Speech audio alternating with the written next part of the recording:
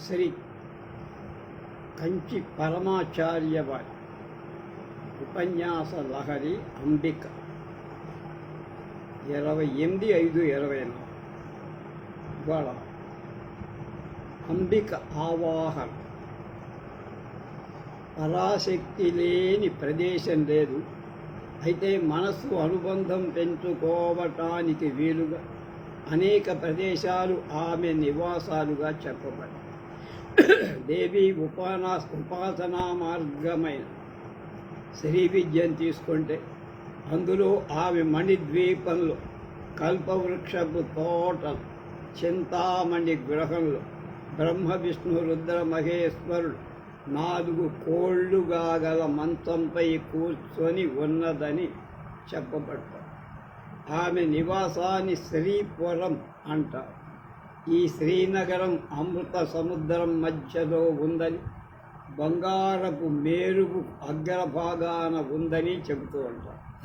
ధ్యానించడానికి తేలికగా ఉండే ఇంకో ప్రదేశం కూడా ఆమె నివాసంగా కూడా చెబుతారు.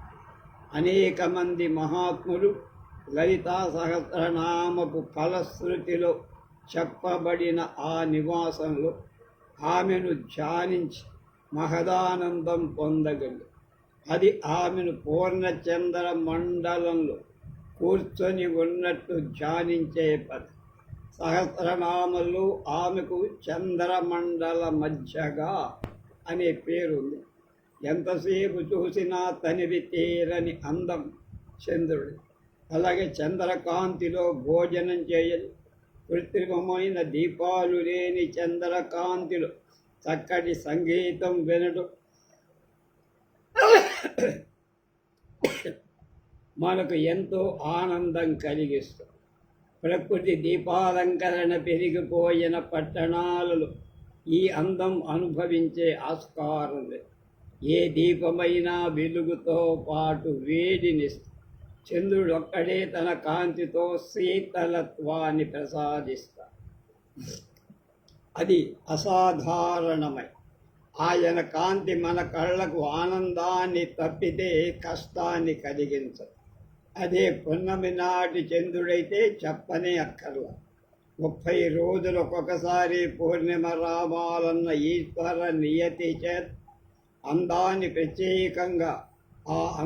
ప్రత్యేకంగా ఆస్వాదించే వీరు ప్రతిరోజు పూర్ణిమే అయితే అది సర్వసాధారణమైపోయి అంతటి ఆనందం కలిగించదు. మొదట్లో ఈ పూర్ణచంద్రుని ధ్యానించిన తరువాత దానిపై అంబికను ధ్యానించాలి. మనం పూర్ణచంద్రుని ధ్యానిస్తున్నప్పుడే మనస్సు కూడా చంద్రుడిలా చల్లనవుతుంది. దుఃఖానికి, విరోధానికి చోటు లేకుండా శాంతము. బయట కనిపించే బ్రహ్మాండమంతా జీవుడిలో ఉన్నది. అండంలో ఉన్నదంతా పిండంలో ఉన్నది. అందరి జీవులకు అంతరాత్మ అయిన అంబిక మనసు చంద్రుడిగా అయిందని పురుష సూక్తంలో చెప్పబడి, అందువలననే మనుషుల మనసుకు చంద్రుడికి సంబంధం. ఆంగ్లంలో వాడిని ల్యూనటిక్ అంటారు. ల్యూనార్ అంటే చంద్రుడు. లూనార్ మాడ్యూల్ అంటాం కదా. కనుక లూనటిక్ అనే శబ్దం మానసిక విపరీత స్థితికి చంద్రుడితో సంబంధం వల్ల కలుగుతుంది. మనసు శుద్ధిపరచుకోవటానికి శాస్త్రాలు అంబికను చంద్రమండలంలో ధ్యానించమని చెబుతున్నారు. అంబిక చంద్రుడిలో కూర్చున్నట్లుగా భావించి ధ్యానించు. అలాంటి ధ్యానం వ్యాఘ్రాసనం పైన కూర్చోమని చెప్పారు. వ్యాఘ్రాసనం వేసుకొని చెయ్యాలి.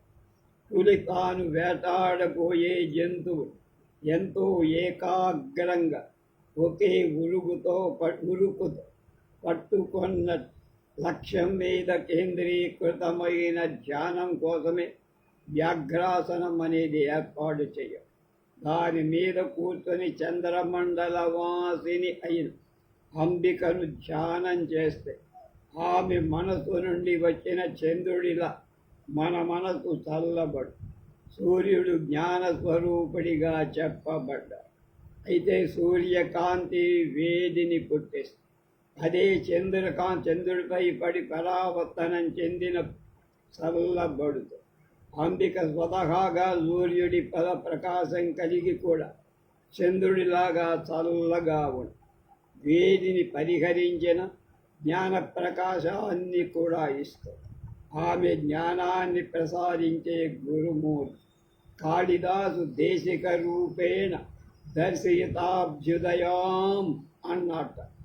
అందువల్ల మనం గురు పదాన్ని ధ్యానించవచ్చు. అంబికను గురువుగా ధ్యానించాలి. మన కష్టాలు పోగొట్టుకొని జ్ఞాన ప్రకాశం పొందటానికి చంద్రమండల్లో గురు పాదుకలను లేక అంబికను ధ్యానించాలి. జ్ఞానాంబిక అంటే ఎవరు, ఎలా ఉంటారు? దేవి ఉపాసనను మనం శ్రీ విద్య అంటాం. విద్య అంటే జ్ఞానం, అవిద్య అంటే అజ్ఞానం. అంబిక మనకు గురు. జ్ఞాన అనే దుగ్ధాన్ని క్షీరాన్ని ఇచ్చే తల్లి. సామవేదాంతర్గతమైన కేన ఉపనిషత్తులు ఇంద్రుడికి దేవతలకు అంబికయే జ్ఞానాన్ని ప్రసాదించిందని వెలువరించే కథ ఒకటి. చాలా కాలం క్రితం దేవతలకు అసురులకు మధ్య జరిగిన యుద్ధంలో విజయం దేవతలను వరించి, ఈ విజయం పరమాత్మ చేత అనుగ్రహింపబడిన శక్తి వల్ల సిద్ధించింది అనే విషయాన్ని మరచి వాళ్ళు ఒకళ్ళనొకళ్ళు పంపు కొట్టుకుంటూ అభినందిస్తారు. తమ శక్తి వలననే విజయం కలిగిందనే గర్వంతో ఉన్నారు. దాన్ని చూసిన పరమాత్మ అసురులను జయించిన దేవతలు అసుర లక్షణాలకు వచ్చినట్టున్నాయే అనుకున్నారు. పతనం నుండి వారిని రక్షించడానికి పరమాత్మ వారి కనుచూపు మేరలో ఆది అంతం లేదు ఒక జ్యోతి స్వరూపంగా దర్శనమిచ్చారు. దేవతలు ఆశ్చర్యపోయారు. ఈ రోజుల్లో కూడా మనం అర్థం చేసుకోలేని దాని గురించి యక్షిని అంటూ ఉంటాం. మనం అర్థం చేయకపోతే అది యక్షిని, డాకిని, శాకిని అట్లా. అదేవిధంగా వారు ఈ యక్ష స్వరూపం ఏమిటి అనుకో, దాని వద్దకు అదేమిటో కనుక్కురమ్మని అగ్నిని పంపారు. అగ్ని స్వరూపం ఆ స్వరూపం వద్ద దగ్గరికి వెళ్ళి నువ్వెవరు అని అడిగాడు. ఆ రూపం కూడా అదే ప్రశ్న, నువ్వెవర్రా అని. నేను అగ్ని, నాకు జాతవేదుడు అనే పేరు కూడా ఉంది. బాగుంది, నీ శక్తి ఏమిటయ్యా అంది ఆ యక్షస్వరం.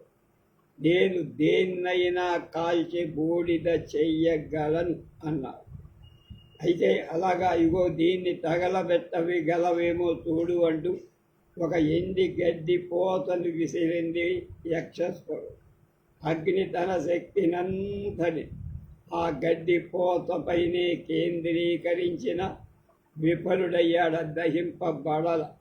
అలసిపోయి దేవతలను జరిగిన విషయం చెప్పి దేవతలు ఆలోచించి, ఏమిట్రా ఇది, మనం విజయం లభించినదని పండగ చేసుకునే సమయం మనలో మహాబలశాలి కూడా ఓడిపోయి తిరిగొచ్చాడు అని కొంచెం బాధపడ్డా.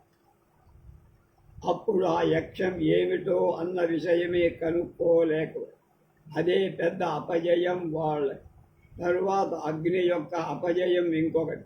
విషయం తెలుసుకురమ్మని వాయువుని కూడా పంపారు. పూర్వం మళ్ళీనే ఆ యక్షువు నువ్వెవరు అని అడిగింది. నేను వాయువును, నన్ను మాతరిష్వన్ అని కూడా అంటారు. నేను ఏ వస్తువునైనా గిరిగింతలు కొట్టి విసిరి అవతల పారేయగా. సరే, అయితే ఈ గడ్డి పోతను కదిలించగలవేమో చూడమన్నది ఆ యక్షం. వాయువు బ్రహ్మ ప్రయత్నం చేశాడు. పావు మిల్లీమీటర్ కూడా కదల్చలే. ఆ యక్షముని నువ్వెవరని ప్రశ్నించే చెయ్యలేక మళ్ళా తిరిగి దేవతల దగ్గర అసురులపై మనం సాధించిన విజయాన్ని ఈ అపజయం వమ్ము చేసిందనుకున్నారు.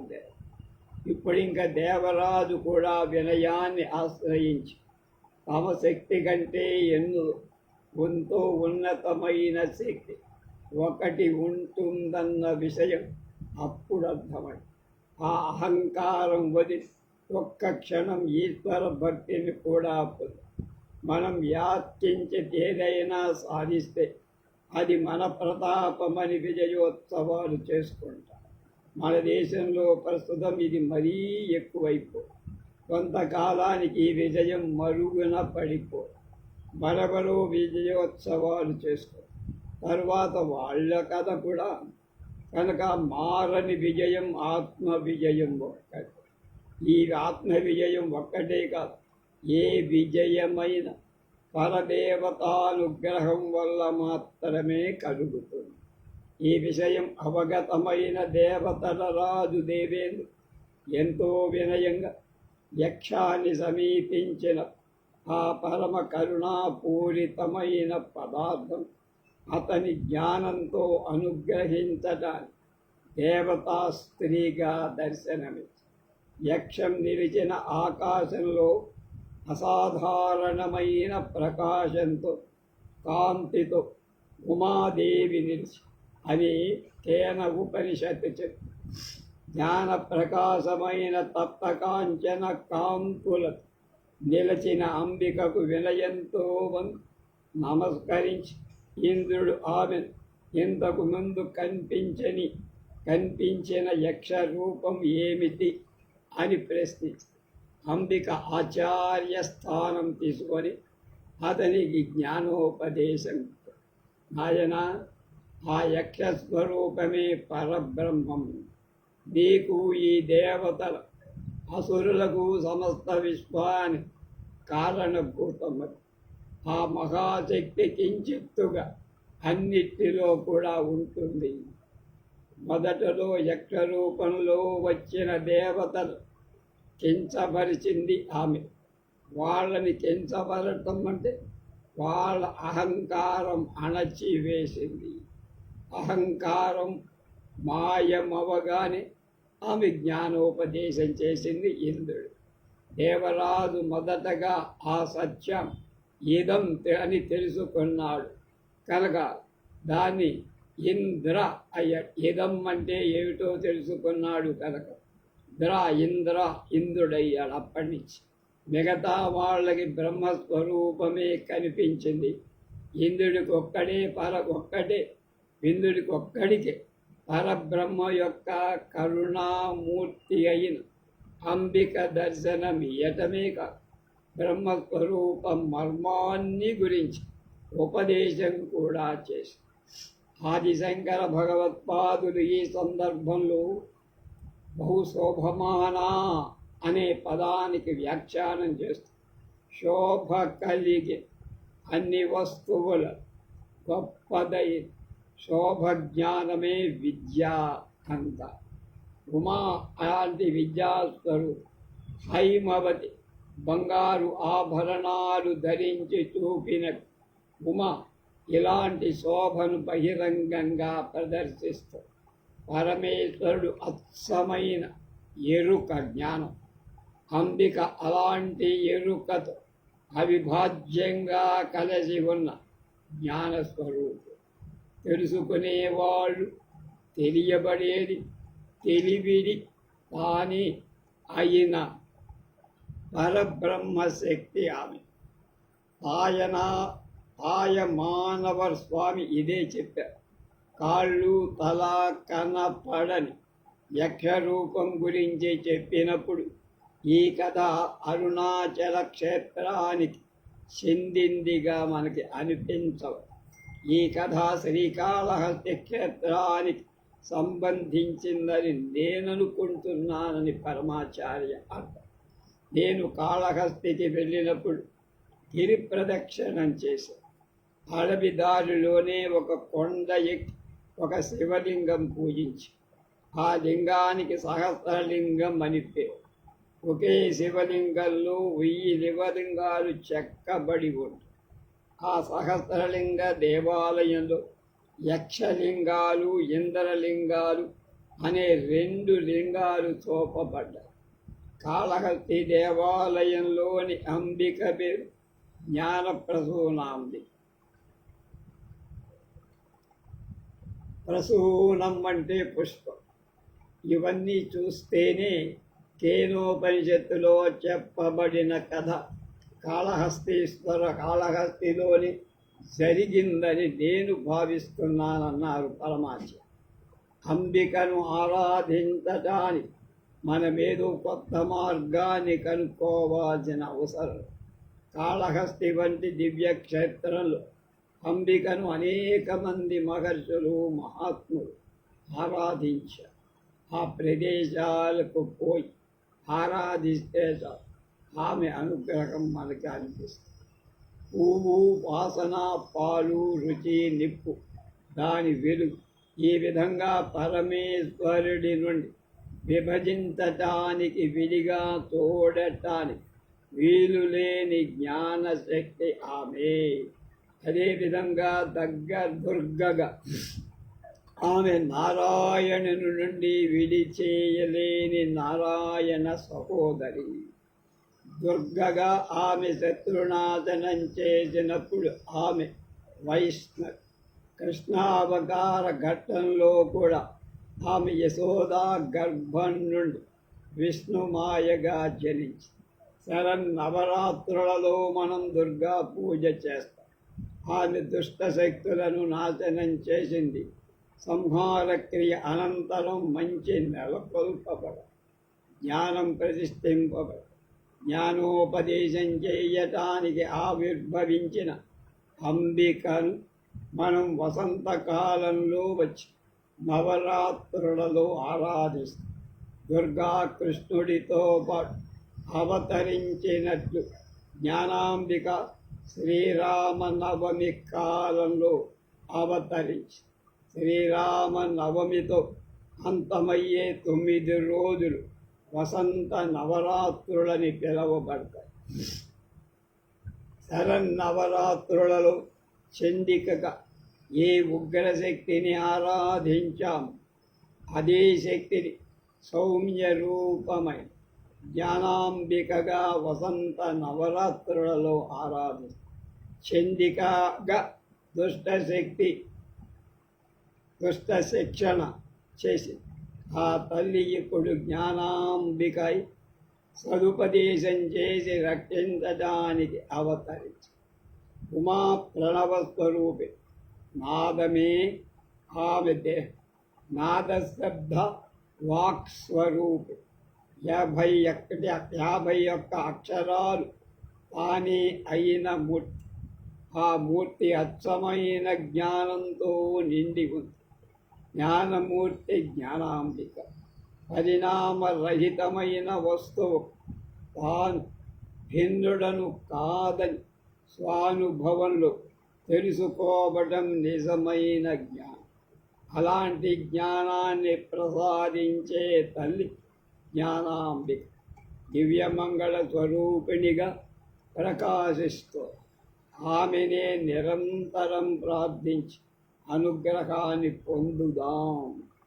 ఇక్కడ ఒక విషయం, అగ్నికి వాయువుకి వాళ్ళిద్దరూ ఎందుకు గడ్డి పరకను కదల్చలేకపోయారు? అగ్నిలో ఉండే శక్తి ఎవరిది? అమ్మవారి. కనుక ఆ శక్తి లేకుండా వాడొచ్చు కనుక అక్కడ గడ్డి పరకని వాడు కదల్చలే. అంటే అమ్మ శక్తి లేకపోతే ఏదైనా సరే లేకపోతే ఏ పని జరగదు. వాయువు కూడా అంతే. వాడికి కూడా శక్తిని తీసేసింది రాగా. ఆ శక్తి లేకపోయేటప్పటికే వాడు కూడా గడ్డి పరకని ఎగరలేయ. ఓని ఇంత జరిగిందిగా, అసలు ఎవరు నువ్వు, ఏమిటి నీ అవతారం అని అడగేటువంటి జ్ఞానం వాళ్ళ దగ్గరే. అజ్ఞానంగా ఉన్నారు. అందువల్ల ఆమె వాళ్లకు కనపడదు. కానీ జ్ఞానం పొందినటువంటి ఇంద్రుడు వాడికి ఏం పరీక్ష పెట్టాలి? వాడి శక్తి సామర్థ్యాలు తెలుసు. దేవతా లోకానికి వాడు ప్రభు కనుక వాడికి శక్తి సామర్థ్యాలు తెలుసుకు వాడు వినయంగానే వచ్చాడు. కావాలని అమ్మ గురించి తెలుసుకున్నాడు. ఆ శక్తిని అర్థం చేసుకున్నాడు, నమస్కరించాడు. ఉమా దర్శనాన్ని పొందిన వాడై ఇంద్రుడు అయ్యాడు. తానెవరో తెలుసుకున్నవాడు అయ్యాడు. అంబికను అర్చించడం వల్ల కలిగే ఫలితాలే పుట్టుక యొక్క పరమ ప్రయోజనమే అంబికారాధన. ప్రేమైకమూర్తి అయిన అంబికను ధ్యానించడం కంటే మహదానందం వేరు ఇంకొకటి లేదు. ఎన్నో వేదాంత భావాలు మతాలు ఉండవచ్చు. వాటన్నిటికీ అత్యంతిక ఫలం ఏదైతే ఉన్నదో అది అంబికా ధ్యానం వల్లనే కలుగు. అమ్మా, నేను అనేక లోపాలతో కూడుకున్న వాడినైనా నీ ఎడ నమ్మకాన్ని పెంచుకోగలిగా. నేనే రకంగా ఉండాలో ఆ విధంగా నువ్వే నడిపించు అని నిరంతరం ఆమెను ప్రార్థించాలి. అది చాలు. దానికి మించిన అనుష్ఠానం ఇంకా వేరేమీ అంతా ఆమెకు వదిలేసి ఆమె ఇష్ట ప్రకారం జరగని అనుకుంటే హాయిగా మనసు తేలిక పడుతుంది. అంతకు మించిన ఆనందము లేదు. వాస్తవానికి అంబికారాధనకి పరమ ప్రయోజనం అంబికను ఆరాధించడం. మనం ఈ మాయా ప్రపంచంలో ఉండటం వల్ల నేను అనే భావాన్ని వదలి ఆమె కొరకే ప్రార్థించడంలో ఆనందాన్ని గుర్తించలేకపోతాం. మనం ఏదో కోరికలు పెట్టుకొని వాటి సంపూర్త కోసం, అంటే వాటి సాధన కోసం ఆమెను కోరు. అలాంటి స్థితిలో ఆమె కూడా మనకెంతో అవకాశం ఇస్తూ మన కోరిక ధర్మ విరోధం కాని విధంగా తీరుస్తూ. ఆచార్యుల వారి మానవ నైజం బాగా తెలుసు. ఆచార్యుడు అంటే శంకర భగవద్పాదు. అంబికారాధనం మోక్షాన్ని ప్రసాదిస్తుందని మాత్రమే చెబితే ఎవరు ఆమెను ఆరాధించరు. అందువల్లనే ఆమెను పూజిస్తే వచ్చే ప్రయోజనాల గురించి సౌందర్య లహరిలో ప్రస్తావిస్తూ విద్య, సంపద, సౌందర్యం అన్నీ ఆమెను వల్ల సిద్ధించవచ్చు అన్న. సాధారణంగా స్తోత్రాలకు ఫలశ్రుతి చెప్పినప్పుడు ఈ స్తోత్ర పారాయణం వల్ల ఈ ఫలితాలు సిద్ధిస్తాయని వర్ణించడం అందరికీ మామూలు. లేక లేశమాత్రమై అహంకారం లేని ఆచార్యుల నిన్ను సేవించే అర్చించే భక్తుడికి ఈ ఫలితాలు సిద్ధిస్తాయంట. తనకేం కావాలని అడగదు. మొదటి ప్రయోజనం సరస్వతీ కటాక్ష, అంటే విద్య, తద్వారా లభించే మంచి లక్షణం. ఆ తరువాతిది లక్ష్మీ ప్రసాదం, సంపద, అనంతమైన సంపద, కాస్త పుస్తకం, తరగని సంపద. సామాన్యంగా మానవుడు సంపదను మాత్రమే కోరుకుంటాడు, ఏ దేవత కనపడు. కానీ ఉన్నతమైన ప్రవర్తన గుణాలు లేని వాళ్ళకు ధనం యొక్క సార్థక్యత ఏముంది? కేవలం డబ్బు కోసమే ప్రార్థించే భక్తుడిని చూసి అమ్మ పిచ్చి ఉండకూడదు అనుకుంటుంది జాలిపడు. అని ఈ బుద్ధిహీనుడు కేవలం డబ్బు కోసమే ప్రార్థిస్తున్నాడు. పాపం వివేకం లేని ధనం వినాశనాన్ని కలిగిస్తుంది కదా. పాపం అజ్ఞాని వాడికి తెలియదు. వీడికి ముందు వివేకం ప్రసాదించ అని అనుకుంది. డబ్బు ఎక్కువ వచ్చినప్పుడు ఎక్కువ కార్యకలాపాలలో నిమగ్నమై పాపాన్ని వాడు కావాలని కొని తెచ్చుకోవచ్చు. అందువల్ల ధనాన్ని ధర్మబద్ధంగా ఎలా వ్యయం చేయాలో తెలుసుకోవటానికి ఇది కావాలి. అమ్మ పిల్లల కోసం అనేక తినుబండారాలు చేస్తూ పిల్లలు మాటికి అవే పెట్టమని మారాన్ చేస్తారు. కానీ ఆమె మాత్రం వీడి ఆరోగ్య స్థితి ఎలా ఉందో అని అరగటానికి తగినంత జాగ్రత్తలు తీసుకుంటూ అవి ఆ అరిగే పదార్థాలే పెడతాయి. అలాగే జగదంబ తనను ప్రార్థించి తన పిల్లలకు మనకు ముందు సరస్వతి అనుగ్రహాన్ని కలిగించి ఆ పైన సంపదలిస్తుంది. కనుక తైత్తిరీయ ఉపనిషత్తులో తతో మే శ్రియమావహ అన్న వాక్యం ముందు మేధను ప్రసాదించి తరువాత ద్రవ్యాన్నీయమని ప్రార్థన. తతో మే శ్రియం ఆవ, నువ్వు జ్ఞానాన్ని ఇచ్చి తర్వాత సంపది. ముందే సంపదిస్తే నేను అహంభావంతో తిరుగుతా అన్నారు ఆచార్యులు తమ భాష్యంలో. మేధావిహీనుడి డబ్బు ఇస్తే అనర్థం కారణమవుతుంది. భజగోవింద శ్లోకంలో కూడా అర్థం అనర్థం అన్నారు. అంబికను ఆరాధించే భక్తులు లక్ష్మీ సరస్వతులను విడిగా పూజించాల్సిన అవసరం లేదు. వాళ్ళిద్దరూ అంబికకు వింజామరుడు విస్తారు. కనుక లలితా సహస్రనామంలో సదా సచామర రమావాణి సవ్య దక్షిణ సేవిత అనే పేరుంది కదా. అన్ని శక్తులకు మూలభూతమై పరాశక్తిని పూజిస్తే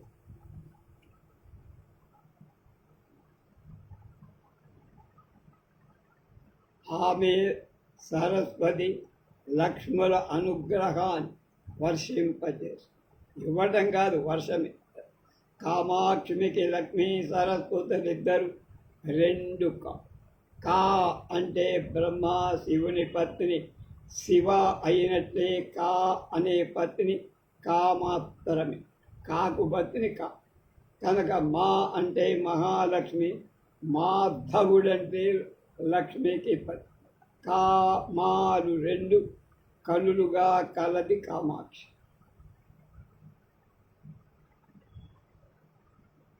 కా అంటే బ్రహ్మ శివుడి పత్ని, శివ అయినట్లే. కా అంటే పత్ని, కా మాత్రమే. మా అంటే మహాలక్ష్మి. కా మారు అంటే బ్రహ్మ లక్ష్మి, ఈ రెండు కళ్ళుగా కలది కామాక్షి. కనుక మాధవుడంటే లక్ష్మీపతి. లక్ష్మీ సరస్వతుల అనుగ్రహ విషయంలో మానవ నైజం విచిత్రంగా ఉంటుంది. ప్రతి ఒక్కరూ తాము అపరిమితమైన మేధా సంపత్తితో అనుగ్రహింపబడ్డామని అనుకుంటారు. తాము తెలివితేటలు కలవాళ్ళని నిరూపించుకోవటానికి ఉత్సుకులు అవుతారు. అంతేకాదు బుద్ధి కోసం ప్రార్థించటం అవసరమని భావించారు. సామాన్యంగా లౌకిక ప్రజ్ఞ నైపుణ్యంగా మేధగా భావించబడు. నిజమైన బుద్ధిమంతుడి లక్షణాలు జ్ఞాన వివేక. వీటి కోసమై ఎవ్వరు ప్రయత్నం చేయ. మనకున్న ప్రజ్ఞ సమర్థతతో ఎదుటి వారిని వంచగలమని, మనమెంతో బుద్ధిమంతులమని, ఎంతటి వారినైనా ఒప్పించగలమని అనుకుంటా. అంతటితో ఆగిపో. లక్ష్మీ ప్రసాదం విషయంలో మాత్రం దీనికి వేరుగా జరుగుతుంది. బుద్ధిహీనుడు తాను మహాప్రజ్ఞాశాలినని రుజువు చేసుకోవటానికి ప్రయత్నించిన విధంగా కాక ఐశ్వర్యవంతుడు తానెంతో పేదవాడిలా చూపుకోవటానికి ప్రయత్నిస్తాడు. అంటే లోభత్వం. ఎవరినైనా నువ్వు తెలివితేటలు కలవాడిపోయి అంటే పొంగిపో. కానీ ధనవంతుడి బ్యాంకు నిల్వల గురించి వాడి దగ్గర చెబితే వాడి కోపం నశాల అనుకో. తృప్తి నిజమైన ఐశ్వర్యం, అతృప్తే దరిద్రం. నిజంగా మనం తెలివిగల వాళ్ళమైతే మనం లేమి గురించి మాట్లాడక మన హృదయాలలో తృప్తి నింపుకుంటారు. నిజమైన ఐశ్వర్యం అదే. అది పొందు. మనం పేదరికంలో బాధపడుతున్నామని రాగాలు తీసిన వినేవాళ్ళు మనకి డబ్బు ఇచ్చేదేముండదు. కనుక అలా రాగాలు తీయ ధనవంతుడి కంటే తృప్తిగా ఎందుకు ఉండకూడదు? అది ఆచార్యులు గారు అంటారు. తెలివితేటలు ఐశ్వర్యంతో పాటు మనుషుడు కోరుకునేది ఆనందం, కోరుకునేది అందం. మన అందం మనం ఎదుటి వారి కంటే తెలివైన వారమని భావించే రీతిలో ఎదుటి వారి కంటే అందమైన వారమని కూడా మనం భావించకూడదు. అందుకే వారి కంటే ఇంకా అందంగా కనపడాలి, అలంకారాలు చేసుకో. ప్రతిరోజు మారిపోయే ఫ్యాషన్ మన అందాన్ని ప్రదర్శించుకోవటానికైనా, భౌతికంగా అందం కావాలనుకునే వారి కోరికను కూడా అంబిక పూర్తి చేస్తుంది. ఆచార్యుల వారు సౌందర్య లహరిలో సర్వస్వత్యా లక్ష్మ్య సరస్వత్యా లక్ష్మ్య అంబికా బ్రహ్మదేవుడు కూడా అసూయ పడేంతటి విద్య అన్నారు. భగవానుడి కూడా మత్సరం కలిగించి ఐశ్వర్యం ఇతడి మన్మధుడా అని ప్రతీదేవి ఆశ్చర్యచకితురాలయేంత అందం ప్రసాదిస్తుంది అమ్మవారు. ఇవన్నీ ఉండి ఆయుస్సు లేకపోతే ఉపయోగమేమో. కాటిపైన అంబిక చిరంజీవితాన్ని ఇస్తుంది. ఈ రెండు ఇచ్చారు. దీనికంటే మనకు కావాల్సిందేమంది? ఇవన్నీ పొందిన తరువాత మాత్రం అంబిక యొక్క పరమానుగ్రహం కోరుకోవటంలో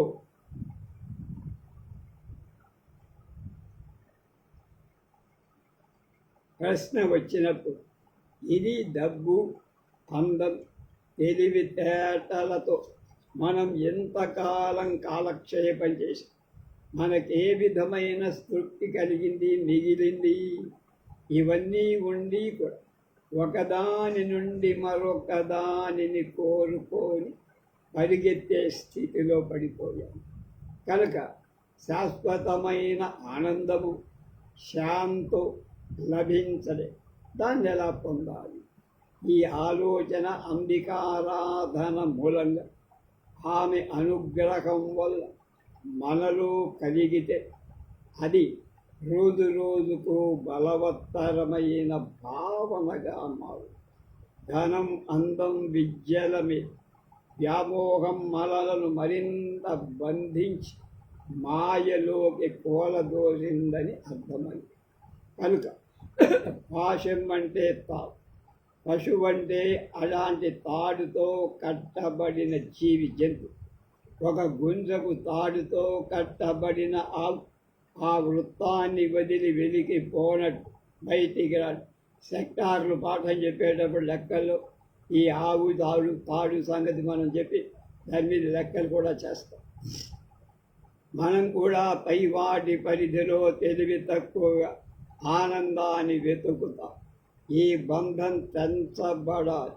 అప్పుడే మనకు సంపూర్ణమైన స్వేచ్ఛ, ఇంద్రియాల క్షుద్ర ఆనందాలను దాటి అనంతమైన నిత్యమైన ఆత్మ ఆనందం ఉంది. కనుక ఆవులను కట్టివేసినట్టు కట్టబడి ఉన్నట్టు మన బంధనాలు విడిపో పరబ్రహ్మలుగా మనమే మారిపో.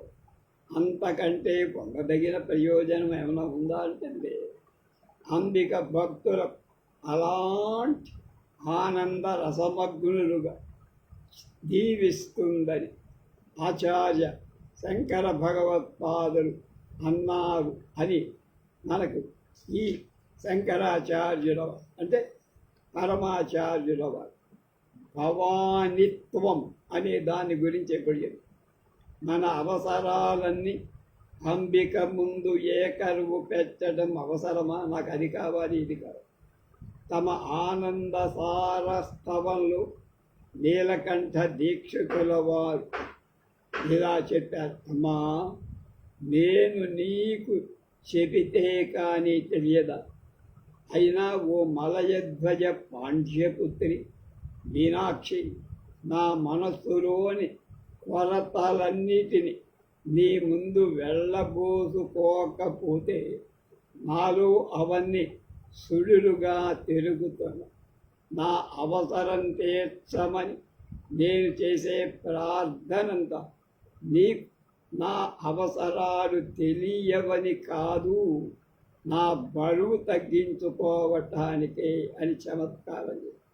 మనం మన కోర్కెలు వెలివెచ్చకుండా ప్రార్థించిన ప్రార్థన అంటూ జరిగితే అంబిక మనలను అనేక విధాలుగా అనుగ్రహిస్తుంది.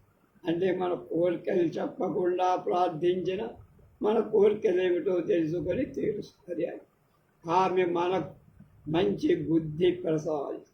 దానితో మంచి ఆలోచన, మంచి పనులు చెయ్యాలనే కోరిక, లోక కళ్యాణానికై తలపెట్టే మంచి పనులను, అవసరమైన ద్రవ్యం దానంతటదే మనకి వచ్చేస్తుంది.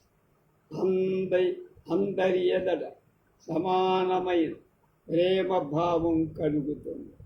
ఆ రోజుల్లో బహిరంగ ఉపన్యాసాల్లో, ఆ రోజుల్లో ఈ రోజులు సోదర సోదరీమణులారా అంటూ ప్రారంభించి విశ్వమానవ సౌభ్రాతృత్వం, సమసమాజ సంస్థాపన అంటూ పెద్ద పెద్ద మాటలు మాట్లాడుతూ ఉంటాం కదా. నిజానికి అలాంటి ప్రేమ భావం మన మనసులో ఉందా? అంబికకై భక్తి సాధన చేయనంత వరకు ఇవన్నీ శుష్క ఉపన్యాసాలు. కనుక అంబికపై భక్తిని మనందరికీ తల్లి అయిన జగత్మాతను ఎరిగినప్పుడే మనం నిజమైన ప్రేమ భావాన్ని పెంపొందించుకోగలుగుతాం. అంతేకాదు, నిజానికి పశుపక్షాదులు, క్రిమి కీటకాదులతో సహా మనమంతా ఆమె బిడ్డలం. కాబట్టి మనం నిజంగా సోదర సోదరీమణులమే అన్న విషయం లోపల అర్థమవుతుంది, అయితే కాదు అది. కనుక తర్వాత మనకు ద్వేషం, అసహ్యం అన్నవి తొలగిపోయి, కనుక మాటల్లో కాక ఈ సోదర సోదరీమణులారా అనే భావం మానసికంగా ఉంటే ఎక్కడ తగాదాలు, కొట్లాటలు, ఇతరులలో తప్పులు ఎన్నే ప్రయత్నం కూడా చెయ్యం. కనుక ఎవరైనా తప్పులు చేసిన సరిదిద్దే ప్రయత్నం కూడా చేస్తాం. ఈ ప్రపంచమంతా ఒకే కుటుంబం అన్న భావం ఎల్లరి ఎడా ప్రేమ పొందుతా. కామాక్షి కటాక్షాన్ని పొందిన మూక కవీశ్వరుడు మిత్రులకు శత్రులకు భేదం లేదని అంటారు. అంబికానుగ్రహం మనలను అంతటినీ సమానంగా చూడగల ఎత్తులకు తీసుకుపోతుంది. మొదటిలో ఆమె తల్లి, మనమందరం ఆమె పిల్లలు అనే భావం. ఆ తర్వాత మరింత పరిణతి చెంది తల్లికి పిల్లలకు మధ్య అంతరం తొలగిపోయి ఆమె ఒక్కటే అన్ని చోట్ల దర్శనమిస్తుంది. ఒకే వస్తు వివిధంగా మారి వ్యత్యాసమల్ల రూపాలలోనే అన్న అద్వైత జ్ఞానం కలుగుతుంది. అంతటా ఉన్నది ఒకటే శివ శివ పశ్యంతి సమం అన్న శ్లోకంలో మూక కవి ఈ భావాన్ని వ్యక్తిగా కామాక్షి కటాక్షమున్న వాళ్ళ ఇల్లు, అడవి, మిత్రుడు, శత్రుడు అన్నీ ఒకే రకంగా సమానంగా కనిపిస్తాయి అన్న. మొదట్లో ఆమె తల్లి, మనం పిల్లలు అనే భావంతో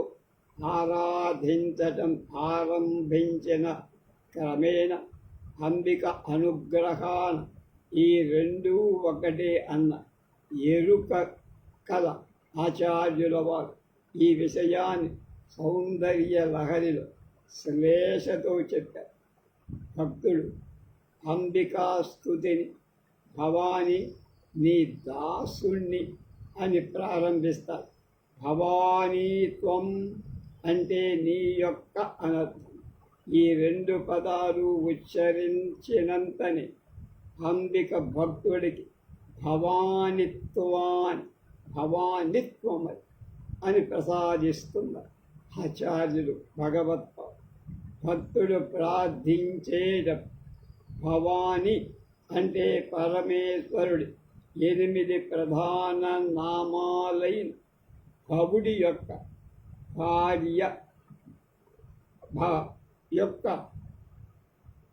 భార్య భక్తుడు ప్రార్థించగానే ఆమె అనుగ్రహించిన స్థితి భవానిత్వం. ఇక్కడ భవాని అంటే నేను అవటం, భవాని నువ్వు నేనవటం, నేను నువ్వు కనుక దీర్ఘ సుమంగళీ భవ అన్నప్పుడు నువ్వు దీర్ఘ సుమంగళిగా అవాలి కాక అని భవానిత్వం అంటే నేను నీవుగా అవటం.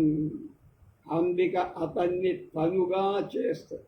వాడెవడో అని చూపిస్తుంది, తెలియదు. నేనే నువ్వురా అని చెప్తుంది. కనుక భవానీ నీ కృపాకటాక్షణంచే నన్ను నీ దాసుడిగా చేసుకు అని ప్రార్థించబోయి భక్తుని భవానీత్వం తరువాత 3వ మాటని పలకనీయకుండా అవునరా నాన్న నువ్వు నేను ఒక్కటే అంటూ భవాని అతనికి అద్వైత అలక్షణ స్వస్వరూపాన్ని అంటే తన స్వరూపాన్ని ప్రసాదిస్తుంది. భవానిత్వం అంటే భవాని యొక్క లక్షణం అన్న అర్థం కూడా ఉన్నది. కనుక భక్తుడు భవానిత్వాన్ని పొంది అంబికతో ఐక్యమైపోవటాడు. అంబికత్వం భవానిత్వం. రేపు అంబిక వాక్శక్తి ప్రదాతగా ఎలా ఉన్నది అనే విషయాన్ని మనకు చెప్తారు.